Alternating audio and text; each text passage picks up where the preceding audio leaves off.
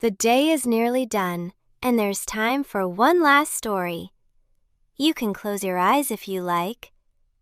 Whenever you're ready, we'll begin.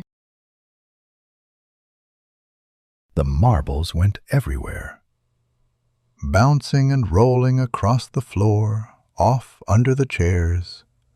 One rolled all the way to the door and out into the hall. They were Grandpa's old marbles, the special ones, kept in a jar since he was a boy. Leo had wanted to carry the whole jar by himself. He'd nearly done it too, right across the room. And then his sock slipped on the rug, and the jar jumped out of his arms, and that was that. Leo stood very still in the middle of it all. His face was hot. "I wreck everything," he said. "I always wreck everything." Grandpa came in and looked at the marbles, shining all over the floor in the lamplight.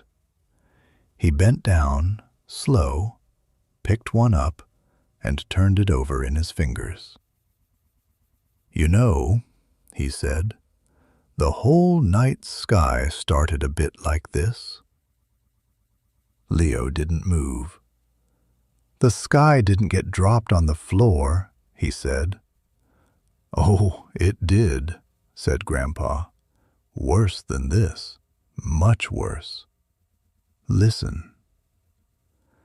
Long ago the sky was empty and dark, not a single star in it. And there was an old woman whose whole job was to fill it up. Every night she took her stars from a leather bag and hung them, one at a time, slow and careful. She was making pictures with them. A great bear away up high. A long road for the people to follow home. But oh, it was slow work. Now Coyote came trotting by, and Coyote hated waiting, hated it. He watched her hang one star, then he watched her hang another. By the third one, his tail was twitching, his paws were itching, and his whole body was wriggling like he'd sat on an ant-hill. "Old woman," he said, "this will take you 100 years."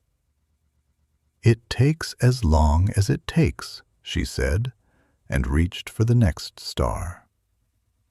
Well, Coyote couldn't wait 1 second more. He grabbed the whole leather bag, swung it round and round over his head, and threw every last star up into the sky at once. Whoosh! Up they went, higher than the trees, higher than the mountains, higher than anything. More stars than anyone could ever count, spilling right across the dark in one great shining river. "Is that the mess?" said Leo. He was really watching now. "Wait," said Grandpa. The old woman looked up. Her careful pictures were gone, all mixed up with the rest, and she could never get them back. Not ever. But oh, the sky!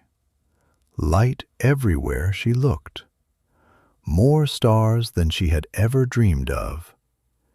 And they say that great spilled river of stars is up there still, the one we call the Milky Way.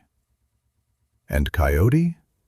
He'd already trotted off, very pleased with himself. Leo looked at the marbles, scattered right across the floor. Then at the one by his foot, a big blue one with a swirl inside it. He picked it up. "They're not even broken," he said, slowly, like he was working it out. "They just rolled everywhere." Said Grandpa.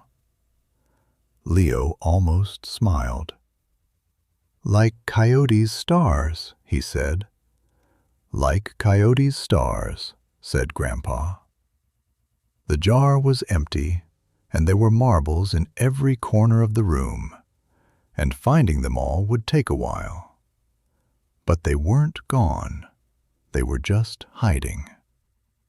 So the two of them got down on the floor, Grandpa's knees creaking, and started picking the stars up, one by one. That's all for tonight. Good night, and I'll have another story for you very soon.